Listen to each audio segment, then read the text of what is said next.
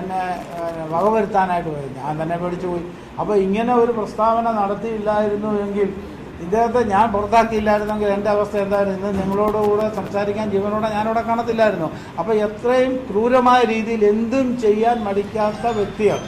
അതാണ് UDF സ്ഥാനാർത്ഥിയുടെ ഏറ്റവും വലിയ പ്രത്യേകത. പല സ്ഥാനാർത്ഥികളും ഇടയ്ക്ക് കയറി വന്നിട്ടുണ്ട്. അത് സ്വതന്ത്ര സ്ഥാനാർത്ഥിയായിട്ട് സജി ജോസഫിൻ്റെ പേര് വന്നപ്പോൾ ഇവിടെ മാധ്യമങ്ങളിലും അതുപോലെ സോഷ്യൽ മീഡിയയിലും കുട്ടനാട് MLAയുടെ പ്രതിനിധിയായിട്ടാണ് സജി ജോസഫ് ഇവിടെ മത്സരിക്കുന്നത്, അതിനെല്ലാ സാമ്പത്തിക സഹായവും ചെയ്യുന്നത് MLA ആണ് എന്ന് ഒരു വ്യാജ പ്രചാരണം ഇവിടെ നടന്നു. ഞാൻ അതിനൊന്നും പ്രതികരിക്കാൻ പോയില്ല. പല പത്രക്കാരും നിങ്ങൾ ഇരിക്കുന്നവർ എന്നെ വിളിച്ചിരുന്നു. അതിനോടൊന്നും ഞാൻ മറുപടി പറഞ്ഞിട്ടില്ല. കാരണം സത്യം എപ്പോഴെങ്കിലും വെളി വരുമല്ലോ. എൻ്റെ ഒരു പോളിസി അതാണ്. ഞാൻ പണ്ട് മുതലേ പറയുന്ന ഒരു രീതിയും അതാണ്. സത്യം അതിൻ്റെ അവസ്ഥയിൽ വെളിയിൽ വരും. അതുകൊണ്ടിപ്പോൾ സത്യം വെളിയിൽ വന്നു. ഇതൊക്കെ ഇതിൻ്റെ പുറകിൽ ആരാണ് കളിച്ചത്, എന്താണ് ഇതിൻ്റെയൊക്കെ ഉദ്ദേശം, എന്തുകൊണ്ടാണ് ഇങ്ങനെയൊക്കെ സംഭവിക്കുന്നത്. ഇപ്പോൾ നമുക്കറിയാം, UDFൻ്റെ സ്ഥാനാർത്ഥി ഇവിടെ പല അപവാദ പ്രചരണങ്ങൾ നടത്തുന്നുണ്ട്. എന്നെക്കുറിച്ച് തന്നെ നടത്തി. കഴിഞ്ഞ ദിവസം പുള്ളി ഒരു വാർത്താ സമ്മേളനം പോലെ പറയുന്നത് കേട്ടു, പരാജയ ഭീതി മൂലമാണ് നിലവിലുള്ള MLA അദ്ദേഹത്തിൻ്റെ നോമിനേഷനെ എതിർത്തുകൊണ്ട് കളക്ട്രേറ്റിൽ പരാതി കൊടുത്തത്, അതായത് തെരഞ്ഞെടുപ്പ് കമ്മീഷന് പരാതി കൊടുത്തത്. അദ്ദേഹത്തിൻ്റെ അറിവ് കേടുകൊണ്ടായിരിക്കാം. അങ്ങനെയാണോ ശരിക്കും? അദ്ദേഹത്തിൻ്റെ പത്രിക തള്ളിയത് MLA പറഞ്ഞിട്ടാണ്? MLA പറഞ്ഞിട്ടൊന്നുമില്ലല്ലോ.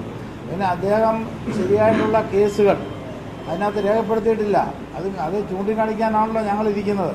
അത് തീർച്ചയായിട്ടും ഞങ്ങളത് ചൂണ്ടിക്കാണിക്കും. അതുപോലെ പല കാര്യങ്ങളും അദ്ദേഹം മറച്ചു വെച്ചിരുന്നു.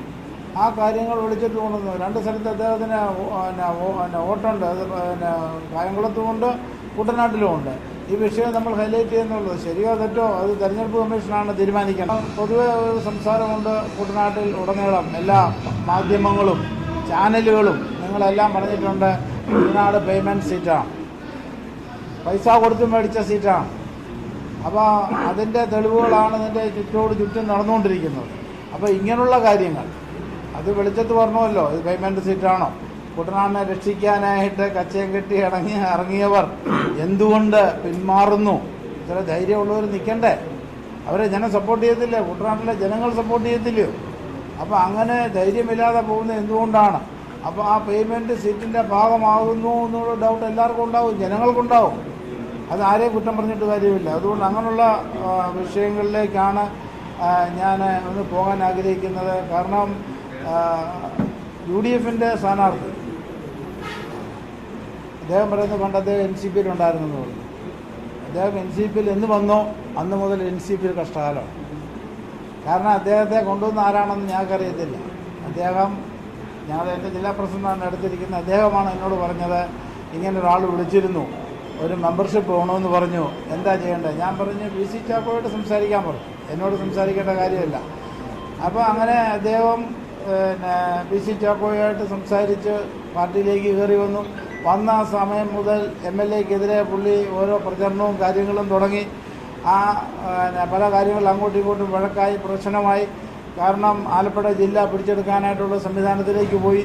കാരണം ഒരു ദിവസം സുപ്രഭാതത്തിൽ പാർട്ടിയിലോട്ട് കയറി വന്നിട്ട് പാർട്ടി മുഴുവൻ കൈയടക്കാൻ വേണ്ടി അദ്ദേഹം ശ്രമിച്ചു. അതിനെ ശക്തമായിട്ട് തീർത്തു. കാരണം ഞാൻ MLA ആണ്, എൻ്റെ പാർട്ടിയാണ്. കാരണം ഇവിടെ DIC എന്നുള്ള പാർട്ടിയിൽ നിന്നാണല്ലോ NCPയിലേക്ക് വരുന്നത്. അത് ശരിക്കും തോമസ് ചാണ്ടി ആണല്ലോ അതിൻ്റെ ശരിക്കും സൂത്രധാരകൻ. അതിൻ്റെ ഫൗണ്ടർ മെമ്പർ എന്ന് പറയുന്നത് ശരിക്കും തോമസ് ചാണ്ടി തന്നെയാണ്. അപ്പോൾ അങ്ങനെയുള്ള വിഷയങ്ങളിൽ അദ്ദേഹത്തിന് കുട്ടനാട്ടിൽ MLA ആകണം അന്ന് പോലെ തുടങ്ങിയതാണ്. അദ്ദേഹം എൻ്റെ പേരിൽ 2 കള്ളക്കേസുകൾ കൊടുത്തു. ഒന്ന് SC/ST അട്രോസിറ്റി പ്രകാരമുള്ള കേസാണ്. ഞാൻ ഒരു സഹോദരിയെ വളരെ മോശമായ രീതിയിൽ അവരെ അസഭ്യം പറയുകയും അവരുടെ പൊങ്ങായ്ക്ക് പിടിക്കാൻ ശ്രമിക്കുക എന്ന് FIR കയ്യേറ്റല്ല, അവരുടെ പൊങ്ങായ്ക്ക് പിടിച്ചെന്ന് തന്നെ പറഞ്ഞിരിക്കുന്നത്. FIRൽ എഴുതിയിരിക്കുന്ന കാര്യം. എന്നിട്ട് ഞാൻ വിളിച്ച ഭാഷ എൻ്റെ ജീവിതത്തിൽ അങ്ങനെയുള്ള ഭാഷകൾ കേട്ടിട്ടില്ല. അങ്ങനെയുള്ള ഭാഷകൾ ഞാൻ വിളിച്ചെന്ന് FIRൽ എഴുതിയിരിക്കുന്നു. അപ്പോൾ ഞാനും എൻ്റെ ഭാര്യയും കൂടി ഇരിക്കുമ്പോൾ DYSP എൻ്റെ വൈഫിനോട് പറയുന്നു, മാഡം ഒന്ന് വെളിയിലോട്ട് ഇറങ്ങിയിരിക്കാവോ, എനിക്ക് ഇദ്ദേഹത്തെ ഇത് വായിച്ച് കേൾപ്പിക്കാതിരിക്കാൻ ഒക്കില്ല. അങ്ങനെ ആ ഭാഷ, ഞാൻ ഉപയോഗിച്ച ഭാഷ കേട്ടപ്പോൾ ഞാൻ തന്നെ സ്റ്റണ്ടായിപ്പോയി. ഇങ്ങനെയുള്ള ഭാഷകളൊക്കെ ഇപ്പോൾ നിലവിൽ MLA ആണ്, ഇങ്ങനെയുള്ള ഭാഷകൾ. അതൊക്കെ ഉപയോഗിച്ചെന്ന് പറഞ്ഞു. അപ്പോൾ ഞാൻ സ്റ്റെയർ കേസ് വെച്ചാണ് അവരെ ഉപദ്രവിച്ചത്. നന്നായി അവരങ്ങനെ സ്റ്റേറ്റ്മെൻറ്റ് കൊടുത്തു. അപ്പം അതിനെക്കുറിച്ച് അടിയന്തര പ്രമേയം വരെ കൊണ്ടുവന്നു. പിന്നെ പ്രിയങ്കരനായ വിൻസെൻറ്റ് അദ്ദേഹം കോവളം MLA ആണ്. അദ്ദേഹം അടിയന്തര പ്രമേയം കൊണ്ടുവന്നു. ഈ വിഷയം മുഴുവൻ സംസാരിച്ചിട്ടുണ്ട്. അതിൻ്റെ ഫുൾ കോപ്പി ഞാൻ എടുത്തിട്ടുണ്ട്. എന്താണ് സംസാരിച്ചത്, വി.ഡി. സതീശൻ സംസാരിച്ചു, മുഖ്യമന്ത്രി സംസാരിച്ചു, തോമസ് കെ തോമസ് സംസാരിച്ചതും വിൻസെൻ്റ് സംസാരിച്ചതും മറ്റ് കുഞ്ഞാലിക്കുട്ടി ഉൾപ്പെടെ ആൾക്കാർ സംസാരിച്ച എല്ലാം രേഖാമൂലം വെച്ചാണ് ഞാൻ സംസാരിക്കുന്നത്. എനിക്കെതിരെ SC/ST അട്രോസിറ്റി പ്രകാരം കേസ് കൊടുത്ത ആൾ ഇപ്പോൾ അദ്ദേഹത്തിൻ്റെ ഓഫീസ് മാനേജരായിട്ട് ഇവിടെ എല്ലാം കറങ്ങുന്നു. അത് മൊത്തം ചുമതല പുള്ളിക്കാരിക്കാണ്. അപ്പോൾ ഇതിൻ്റെയൊക്കെ പിന്നിൽ എന്നാണ്. പിന്നെ എൻ്റെ ഡ്രൈവറുടെ വിഷയം ഞാൻ പറഞ്ഞു. എൻ്റെ ഡ്രൈവറുടെ വിഷയം ഞാനിത് നേരത്തെ പറഞ്ഞിരുന്നു. നിങ്ങൾക്ക് എല്ലാവർക്കും അറിയാവുന്ന കാര്യമാണ്. അദ്ദേഹത്തിൻ്റെ വണ്ടി ഓടി അപാകത തോന്നി. പല പ്രാവശ്യവും 1-2 പ്രാവശ്യങ്ങളായപ്പോൾ എനിക്ക് ഡൗട്ട് തോന്നിയിട്ട് ഞാൻ അദ്ദേഹത്തോട് പറഞ്ഞു, വെളിയിലിറങ്ങാൻ പറഞ്ഞു. അദ്ദേഹത്തെ വെളിയിറക്കി നിർത്തി ഞാൻ വണ്ടി ഓടിച്ച് എൻ്റെ MLA ഓഫീസ് വരെ വന്നു. MLA ഓഫീസ് വന്നു കഴിഞ്ഞ് ഞാൻ അദ്ദേഹത്തോട് പറഞ്ഞ് പിറ്റേ ദിവസം പോലെ കയറണ്ടെന്ന് പറഞ്ഞ് അദ്ദേഹത്തെ എനിക്ക് ഡൗട്ട് തോന്നിയുകൊണ്ട് അദ്ദേഹത്തെ എൻ്റെ ഓഫീസിൽ നിന്ന് ഞാൻ പുറത്താക്കിയതിൻ്റെ കുറേ ദിവസം 1-2 ദിവസം കഴിഞ്ഞപ്പോഴത്തേക്ക് എൻ്റെ സെക്രട്ടറിയെ ആ പുള്ളിക്കാരൻ ടെലിഫോൺ ചെയ്തിട്ട് പറഞ്ഞു, നീയൊക്കെ രക്ഷപ്പെട്ടു. കാരണം ഞാൻ ചില പ്ലാനൊക്കെ ചെയ്തിട്ടുണ്ടായിരുന്നു. ഇന്ന രീതിയിലാണ് എന്നെ വകവരുത്താനായിട്ട് പോയി. ഞാൻ തന്നെ പേടിച്ചു പോയി. അപ്പോൾ ഇങ്ങനെ ഒരു പ്രസ്താവന നടത്തിയില്ലായിരുന്നു എങ്കിൽ, ഇദ്ദേഹത്തെ ഞാൻ പുറത്താക്കിയില്ലായിരുന്നെങ്കിൽ എൻ്റെ അവസ്ഥ എന്തായിരുന്നു? ഇന്ന് നിങ്ങളോടുകൂടെ സംസാരിക്കാൻ ജീവനോടെ ഞാനിവിടെ കാണത്തില്ലായിരുന്നു. അപ്പോൾ എത്രയും ക്രൂരമായ രീതിയിൽ എന്തും ചെയ്യാൻ മടിക്കാത്ത വ്യക്തിയാണ്. അതാണ് UDF സ്ഥാനാർത്ഥിയുടെ ഏറ്റവും വലിയ പ്രത്യേകത. അദ്ദേഹത്തിന് ഒരു ക്രൂരമായ പ്രവർത്തനം ചെയ്യുന്നതിൽ ഒരു മടിയുമില്ലാത്തൊരു വ്യക്തിയാണ്. കാരണം അദ്ദേഹം മനസ്സിലാക്കണം. കാരണം ഇത് കുട്ടനാടാണ്. കുട്ടനാട്ടിൽ വന്ന് ഈ മാതിരി പ്രവർത്തനമൊക്കെ ചെയ്തിട്ട് കുട്ടനാട്ടിൽ സ്ഥാനാർത്ഥിയായിട്ട് വരികയാണ്. എന്തിനാ? നിലവിലുള്ള MLA കൈകാര്യം ചെയ്തിട്ട് കുട്ടനാട്ടിൽ സ്ഥാനാർത്ഥിയായിട്ട് വരാൻ പോകുന്നത്. ഇത് എത്ര വർഷം മുമ്പാണ്?